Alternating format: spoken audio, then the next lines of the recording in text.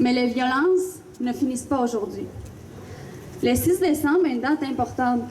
Le Parlement a institué cette journée pour commémorer la date d'anniversaire du meurtre des 14 jeunes femmes en 1989 à l'École polytechnique à Montréal. Ça a pris 30 ans pour que la Ville de Montréal reconnaisse cette tuerie comme une attaque antiféministe.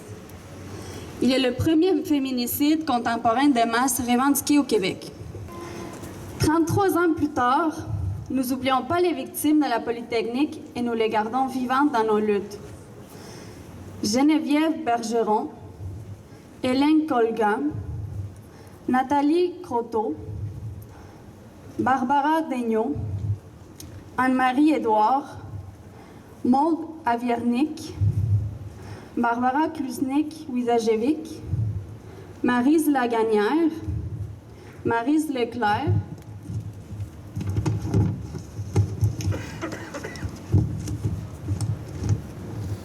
Anne-Marie Lémé, Sonia Pelletier, Michel Richard, Annie Saint-Arnaud, Annie Turcotte.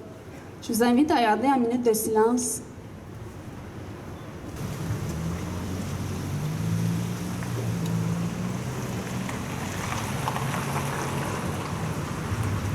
Merci. La tuerie qui a eu lieu à la Polytechnique, arrivée il y a maintenant 33 ans, est un moment que je crois qu'aucune étudiante en génie ne va oublier. Même si l'événement a eu lieu pour la plupart d'entre nous étudiantes avant notre naissance, nous nous sentons directement touchés. Pour ma part, étant à l'université le 6 décembre, c'est une journée forte en émotions. De la peine pour les victimes, de la frustration envers un tel acte de violence, mais également un moment de réflexion. Comme l'a si bien dit Claire, c'est un moment pour tous de parler d'enjeux d'équité, ce qui est réconfortant. Les commémorations de la tuerie à la Polytechnique servent aussi à mesurer le chemin parcouru. Du soutien est présent pour les femmes. Oui, j'ai l'origine iranienne et j'habitais en Iran jusqu'à 2014. Et je pense que maintenant, vous savez tout de ce que se passe en Iran.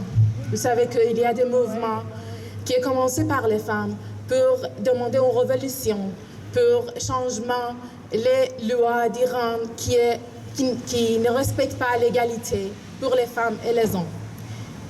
En Iran, comme vous savez, il n'y a pas vraiment de loi vraie pour supporter, pour protéger les femmes contre violence.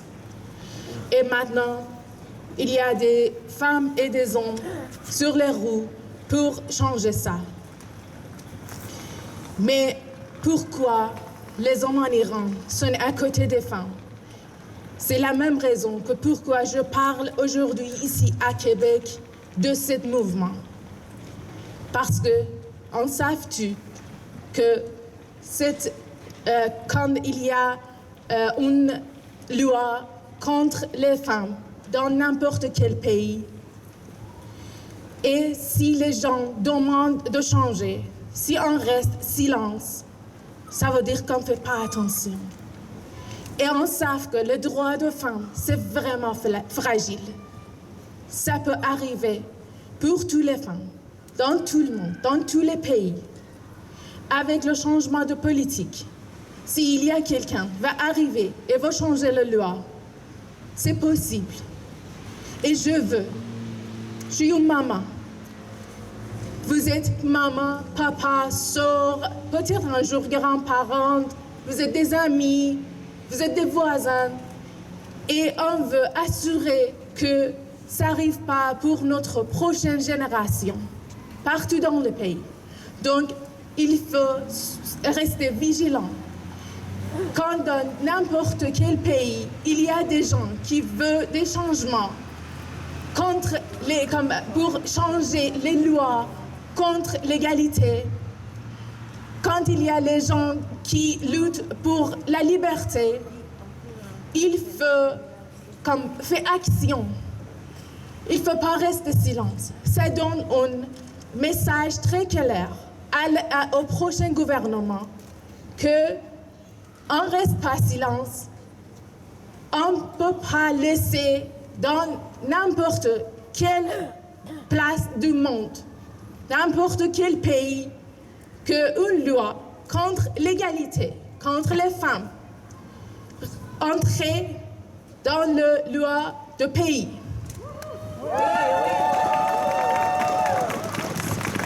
Donc, on chante ensemble. Femme, vie, liberté. Femme, vie, liberté. Femme, vie, liberté. Femme, vie, liberté. Alors, c'est Pénélope Gay, Innu de Mastoriat, et je suis de la maison communautaire Messinac. Je suis venue livrer mon message pour le 6 décembre. Oui, tout le monde. Je tiens à remercier les Wendat pour nous permettre de parler sur leur terre. Quelle mauvaise année, non?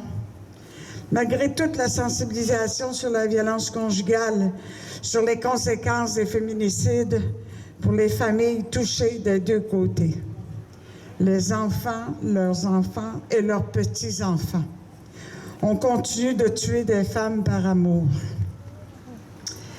Pourtant, le refus de laisser l'autre vivre sa vie ne relève pas de l'amour. Ça relève du contrôle qu'on exerce sur l'autre. Même si nous ne pouvons la forcer à nous aimer, l'amour n'est pas le contrôle. En lui-même, le contrôle vient de la peur de perdre. Le 3 décembre, c'est pas loin, mais je vais vous en parler. Le 3 décembre dernier, c'était samedi. Ici, il y avait un grand rassemblement des femmes autochtones du Québec dont je participais après de longues années. Je pense que c'était important d'être dans mon groupe. Et il y a eu une manifestation, on appelle une vigile. On était 150 personnes. Il y avait des gens aussi de Manawan, de Mastoriat, pour demander au premier ministre Legault de reconnaître le racisme systémique. On est encore là. La réponse est arrivée par le ministre M. Yann Lafrenière, qui nous a répondu de ne pas reconnaître le racisme systémique. Il ne l'a pas dit dans ses mots, mais c'est comme ses mots. Mais investir dans les efforts pour améliorer les services, c'est ce qu'il a dit. Alors, ce n'est pas fini. Nous allons continuer pour Georges et Chakwan. Parce que vous savez, au niveau de la santé, c'est pas un cadeau quand tu es autochtone. Il y a beaucoup d'injustices et de racisme. Ça tue aussi. Ça tue, on a tué, je vois.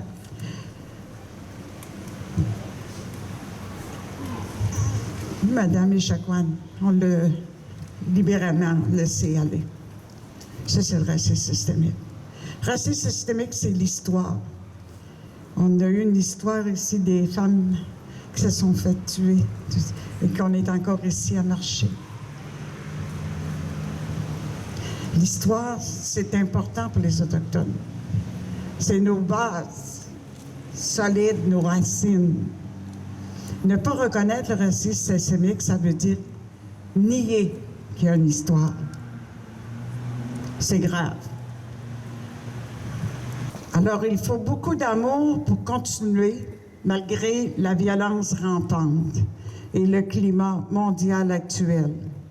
Plus que jamais, soyons vigilants et vigilants avec nos proches.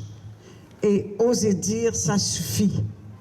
Au contrôle, quand il le faut, ça peut sauver des vies. Il ne faut pas avoir peur de dire que ça suffit.